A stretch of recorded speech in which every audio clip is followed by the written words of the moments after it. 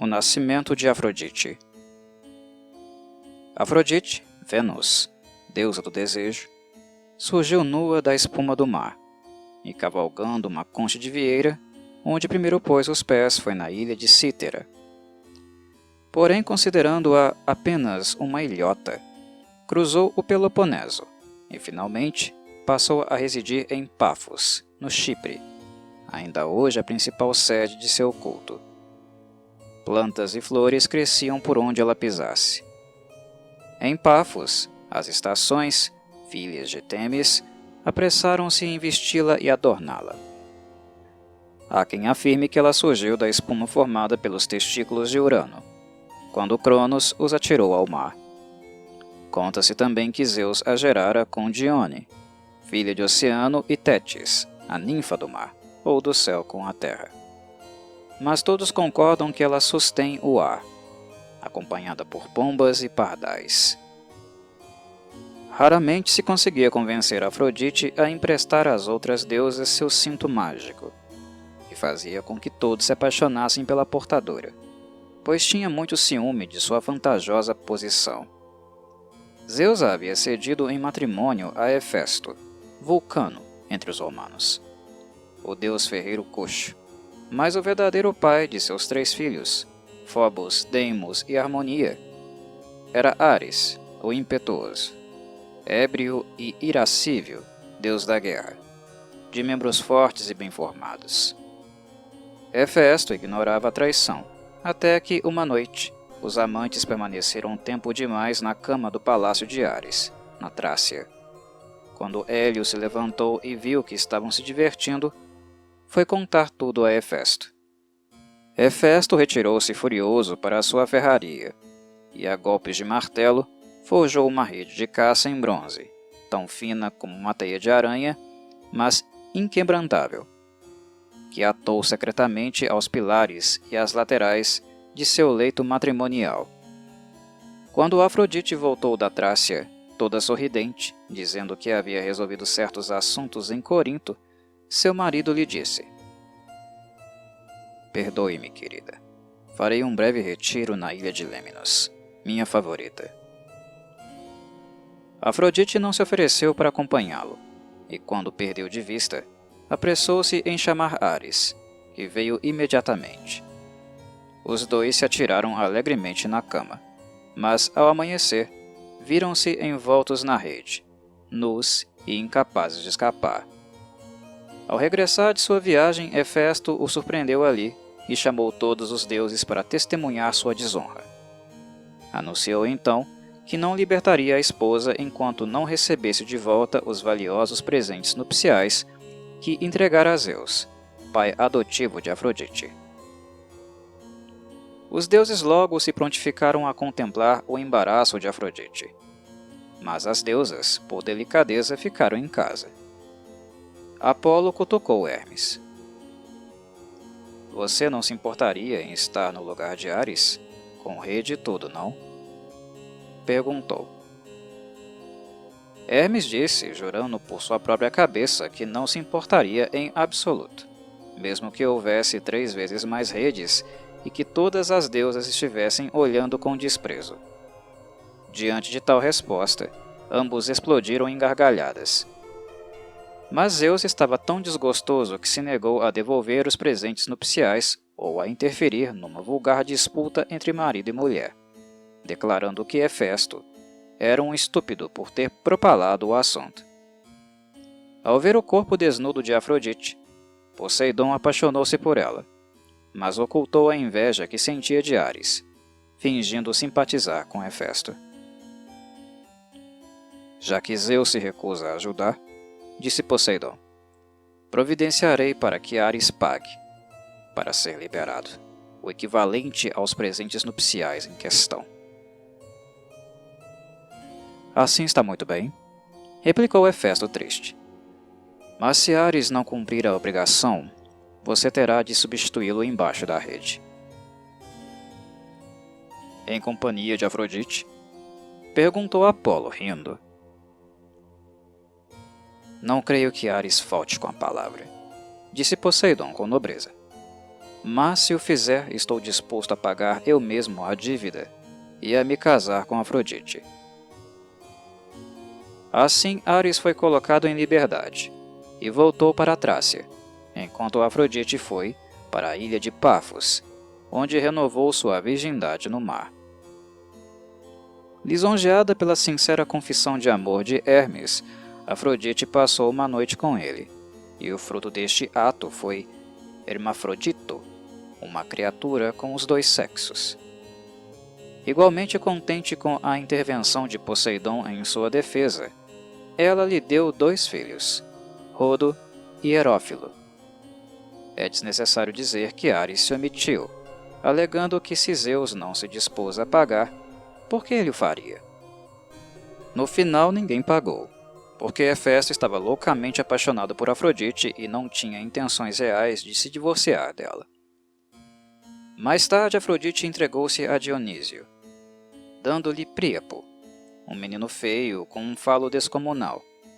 Foi Hera quem lhe deu essa aparência obscena a fim de punir Afrodite por sua promiscuidade. Ele era jardineiro e carregava consigo um podão. Embora Zeus nunca tenha se deitado com sua filha adotiva Afrodite, como afirmaram alguns, a magia de seu cinto submeteu a constantes tentações e finalmente ele decidiu humilhá-la, fazendo-a apaixonar-se perdidamente pelo mortal Anquises, o atraente rei dos Dárdanos e neto de Ilo.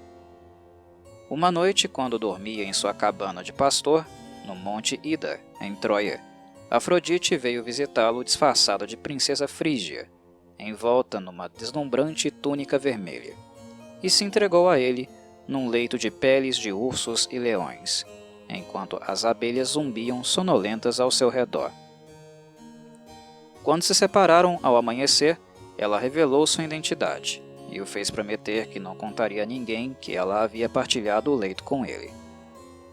Anquises ficou horrorizado ao descobrir que havia violado a nudez de uma deusa, e suplicou-lhe que poupasse sua vida. Ela lhe garantiu que não tinha nada a temer, e que o filho que teriam haveria de ser famoso. Alguns dias depois, enquanto Anquises bebia com os amigos, um deles lhe perguntou: "Você não preferiria dormir com a filha de Cicrano e Beltrano a ter nos braços a própria Afrodite?" "Por certo que não", respondeu ele com imprudência. Tendo dormido com as duas, considerou absurda a pergunta. Zeus escutou a basófia e lançou um raio contra Anquises, que teria morrido na hora se não houvesse Afrodite usado seu cinto para desviar o corisco na direção da terra onde estavam seus pés. De qualquer modo, o impacto enfraqueceu Anquises, de tal maneira que nunca mais ele foi capaz de se manter em pé, e Afrodite, pouco depois de dar à luz seu filho Enéas, perdeu toda a paixão por ele. Um dia a mulher do rei Cíniras, do Chipre, também chamado rei Fênix, de Biblos, e rei Teias, da Assíria, teve a leviandade de alardear que sua filha Esmirna chegava a ser mais bela que Afrodite. A deusa vingou-se desse insulto, fazendo Esmirna apaixonar-se pelo pai e esgueirar-se furtivamente para a cama dele numa noite escura, depois de mandar que sua aia o embebedasse a ponto de perder a noção do que fizesse. Mais tarde, Cíniras descobriu que era ao mesmo tempo pai e avô do futuro filho de Esmirna, e, num ataque de ira, empunhou uma espada e a perseguiu até expulsá-la do palácio. Alcançou-a no ato de uma colina, mas Afrodite apressou-se em transformá-la numa árvore de mirra, que a espada cortou pela metade. Dela saiu o menino Adonis. Afrodite, já arrependida da maldade que havia cometido, escondeu o recém-nascido num cofre e o confiou a Perséfone, rainha da morte, pedindo-lhe que o guardasse num lugar escuro.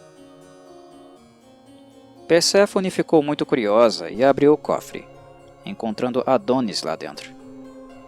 Ele era tão adorável que ela o pegou nos braços e o levou para seu palácio. A notícia chegou a Afrodite, que imediatamente se apresentou no Tártaro para reclamar Adonis. Mas, diante da recusa de Perséfone, que o havia convertido em seu amante, apelou a Zeus. Dando-se conta de que Afrodite também queria deitar-se com Adonis, Zeus negou-se a julgar uma disputa tão vulgar e transferiu o assunto para um tribunal menor, presidido pela musa Calíope. Seu veredito foi que Perséfone e Afrodite tinham o mesmo direito sobre Adonis. Afrodite por ter arranjado seu nascimento, e Perséfone por tê-lo resgatado do cofre, mas que a ele deveriam ser concedidas breves férias anuais para poder descansar das exigências amorosas dessas duas deusas insaciáveis.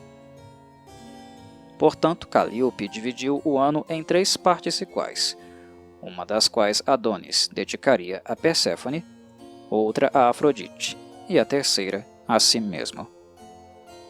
Afrodite foi ardilosa. Valendo-se de seu cinto mágico, convenceu Adonis a dedicar-lhe o tempo que tinha para si mesmo e a detestar o período dedicado a Perséfone, descumprindo, portanto, a sentença do tribunal. Perséfone, legitimamente ofendida, foi à Trácia para contar a seu benfeitor Ares que agora Afrodite o estava preterindo por causa de Adonis. "É um simples mortal", gritou ela. "E ainda por cima, efeminado." Enciumado, Ares metamorfoseou-se em javali, correu ao monte Líbano, onde Adonis estava caçando, e o escornou até a morte diante dos olhos de Afrodite. De seu sangue brotaram anêmonas, e sua alma desceu ao Tártaro. Afrodite foi ter com Zeus, e aos prantos, suplicou-lhe que Adonis não passasse mais do que a metade mais melancólica do ano com Perséfone e que fosse o seu companheiro durante os meses de verão. Zeus aqueceu magnanimamente. Mas há quem diga que o javali era, na verdade, Apolo, vingando-se de uma ofensa que Afrodite lhe havia feito. Certa vez, para fazer ciúmes a Adonis, Afrodite passou várias noites em Lilibeu com o argonauta Butes, com quem teve o filho Érice, que se tornou rei da Sicília.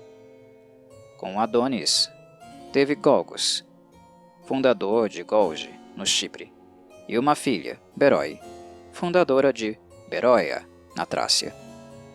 Há quem diga, inclusive, que foi Adonis, e não Dionísio, o pai de seu filho Príapo.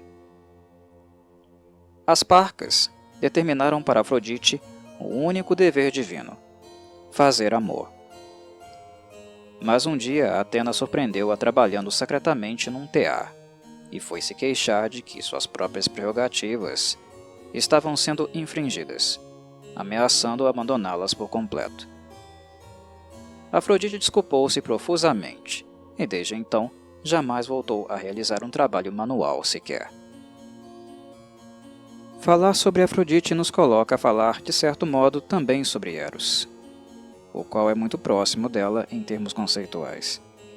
Alguns estudiosos afirmam que Eros, nascido do ovo primordial engendrado pela noite, foi o primeiro dos deuses, pois sem ele nenhum dos outros poderia ter nascido.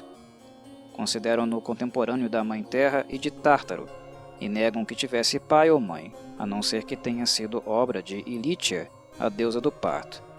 Porém, outros dizem que Eros era filho de Afrodite com Hermes, ou com Ares, ou com o próprio pai dela, Zeus, ou filho de Íris com o vento oeste, Zéfiro. Ele era um garoto travesso que não demonstrava nenhum respeito pela idade, ou pela posição social, mas voava por aí com suas asas douradas, lançando flechas farpadas aleatória ou intencionalmente, incendiando corações com suas tochas formidáveis. Outro personagem curioso na história de Afrodite é Pigmalião. Pigmalião, filho de Belo, apaixonou-se por ela.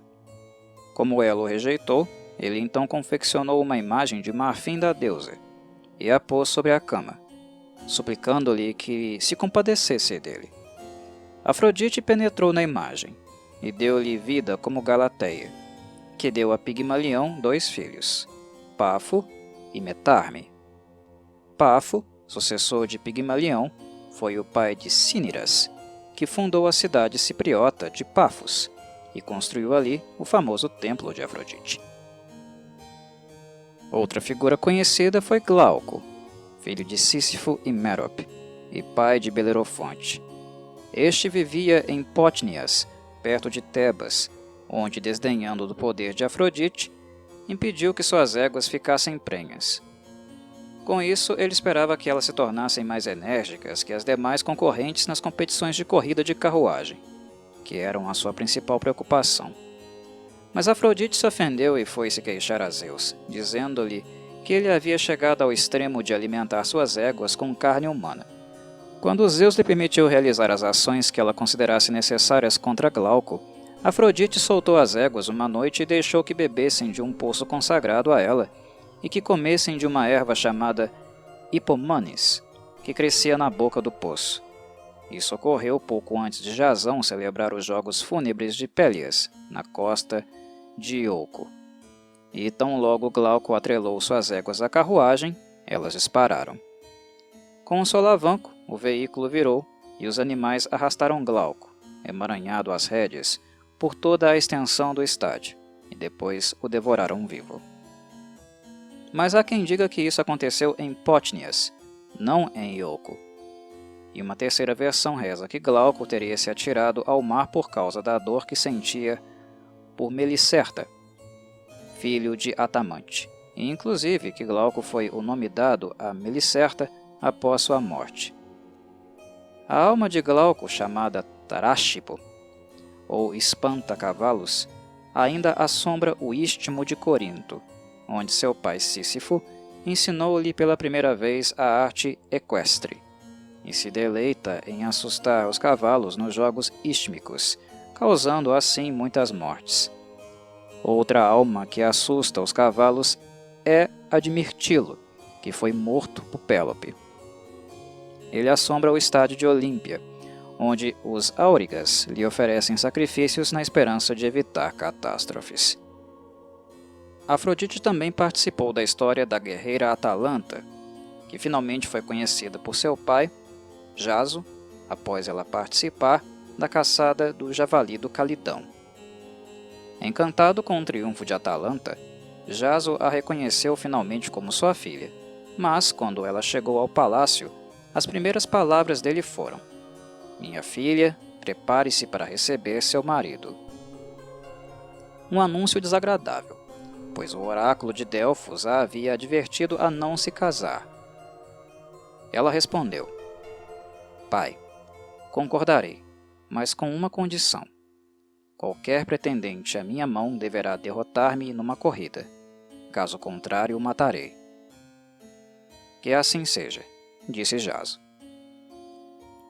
Por conseguinte, vários príncipes desafortunados perderam suas vidas por ela ser a mais veloz criatura humana existente. Mas Melanion, filho de Anfidamante, o Árcade, invocou o auxílio de Afrodite, que lhe entregou 3 maçãs de ouro e lhe disse: "Faça com que Atalanta se atrase deixando-as cair, uma após a outra, durante a corrida." O estratagema deu resultado. Atalanta se deteve para recolher as maçãs e alcançou a linha de chegada depois de Melanion. O casamento foi celebrado, mas a advertência do oráculo era justificada, pois um dia Melanion seduziu Atalanta no interior de um recinto dedicado a Zeus. Indignado por haverem profanado o seu recinto, Zeus os transformou em leões, pois os leões não se acasalam com animais da mesma espécie, somente com leopardos. E assim, eles jamais poderiam voltar a gozar um do outro. Esse foi o castigo de Afrodite para Atalanta, primeiro pela sua obstinação em permanecer virgem, e em segundo lugar, por não haver lhe agradecido as maçãs de ouro. Contam que antes disso Atalanta havia sido infiel a Melanion e tivera com Meleagro um filho chamado Partenopeu, que ela abandonou na mesma colina onde a Ursa a havia amamentado, a Ursa de Ártemis. O menino também sobreviveu, e posteriormente derrotou Idas em Jônia, e marchou com os 7 campeões contra Tebas. Segundo outras versões, Ares, e não Meleagro, seria o pai de Partenopeu. O marido de Atalanta seria Hipômenes, e não Melânion, e ela seria filha de Esqueneu, que governava Onquestro, na Beócia.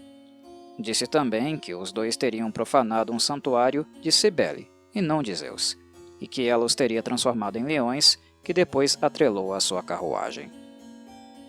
Não podemos esquecer de Cítera, que foi um importante centro do comércio cretense com o Peloponeso, e deve ter sido por ali que a adoração a Afrodite entrou na Grécia. A deusa cretense tinha estreitos laços com o mar. Conchas cobriam o chão de seu palácio santuário em Knossos. Ela é representada em cima de uma pedra preciosa da caverna Ideana, soprando uma concha de Tritão, com uma anêmona do mar ao lado de seu altar. O ouriço do mar e a ciba eram consagrados a ela. Uma concha de Tritão foi encontrada em seu antigo santuário de Festo, e muitas outras mais nas tumbas minoicas tardias, algumas delas sendo réplicas de terracota. O nome Afrodite significa nascida da espuma, e esta foi a deusa com amplos poderes que surgiu do caos e dançou sobre o mar, tendo sido venerada na Síria e na Palestina como Ishtar ou Ashtaroth. Seu mais famoso centro de adoração era Pafos, onde a imagem anicônica original da deusa é ainda visível por entre as ruínas do grandioso templo romano. Lá, em toda primavera, suas sacerdotisas banhavam-se no mar e retornavam renovadas. Ela é chamada de filha de Dione porque Dione era a deusa do carvalho, onde a pomba apaixonada fazia seu ninho. Zeus alegou ser pai de Afrodite após apoderar-se do oráculo de Dione em Dódona. Portanto, Dione tornou-se sua mãe. Tétis e Tétis são nomes da deusa como criadora, formados, assim como Temis e Teseu, de Titenai, que significa dispor ou ordenar. Pombas e pardais eram famosos pela lascívia. Os frutos do mar ainda são considerados, por todo o Mediterrâneo, afrodisíacos, por causa de Afrodite. É sabido que Afrodite também desempenhou papel no relacionamento entre Zeus e Hera, que brigavam constantemente. Irritada com as suas infidelidades, Hera humilhava Zeus frequentemente com suas maquinações. Embora acostumado a revelar-lhe seus segredos e por vezes aceitar seus conselhos, Zeus jamais confiou totalmente na esposa. Hera sabia que caso uma ofensa ultrapassasse um certo limite, ele poderia açoitá-la, ou mesmo arremessar-lhe um raio. Ela se limitava, portanto, a intrigas inescrupulosas, como no caso do nascimento de Hércules, e às vezes tomava emprestada a cinta de Afrodite, a fim de excitar a paixão do marido e assim aplacar sua fúria. Para finalizar, ainda temos que mencionar o chamado julgamento de Paris, que consiste em um julgamento onde um herói é obrigado a decidir entre os encantos de 3 deusas rivais e dá sua maçã à mais formosa. Esse julgamento registra uma antiga situação ritual já ultrapassada na época de Homero e Hesíodo. Essas 3 deusas formam uma tríade divina: a virgem Atena, a ninfa Afrodite e a velha Hera, e Afrodite presenteia a maçã a Paris, em vez de recebê-la dele. Essa maçã, que simboliza o amor dela comprado ao preço da vida dele, será o passaporte de Paris para os Campos Elíseos, os pomares de macieiras do Ocidente, onde só as almas dos heróis são admitidas. Esse tipo de presente aparece frequentemente nos mitos irlandeses e galeses, assim como aquele dado pelas 3 Hespérides a Hércules ou por Eva, a mãe de todos os viventes, a Adão. Do mesmo modo, Nêmesis, deusa do pomar sagrado, que nos mitos mais novos tornou-se um símbolo da vingança divina aplicada a reis orgulhosos, segura um galho de macieira do qual pende uma maçã, seu presente aos heróis. Todos os paraísos da época neolítica e da Idade do Bronze eram ilhas pomares. A própria palavra paraíso significa pomar.